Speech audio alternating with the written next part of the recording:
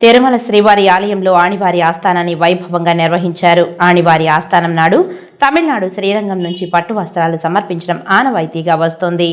ఇదే సాంప్రదాయాన్ని నేటికి కొనసాగుతున్న పరిస్థితి. పెద్దజీఆర్ స్వామి మఠం నుంచి స్వామివారి ఆలయానికి పట్టు వస్త్రాలు తీసుకువెళ్లే క్రమంలో తమిళనాడు దేవాదాయ శాఖ ప్రత్యేక కార్యదర్శి కుమార గురుబాలన్ ఆలయం మహాద్వారం వద్దకు చేరుకోగా అక్కడ ఉన్న టీటీడీ విజిలెన్స్ సెక్యూరిటీ అవమానకర రీతిలో అడ్డుకున్నారు. ఆలయ మహాద్వారం వద్దకు అనుమతించకుండా అవమానించారు. అయితే టీటీడీ ఉత్తర్వుల ప్రకారం 10 మందికి మాత్రమే ఆలయ మహాద్వారం వద్ద ప్రవేశం ఉంది. ఇచ్చిన ఉత్తర్వుల ప్రకారం 10 మందిని అనుమతించారు.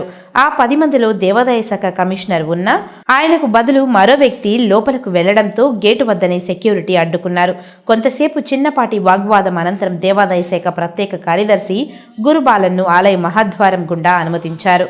ఆయన సతీమణిని బయోమెట్రిక్ ద్వారా ఆలయంలోనికి తీసుకువెళ్లారు.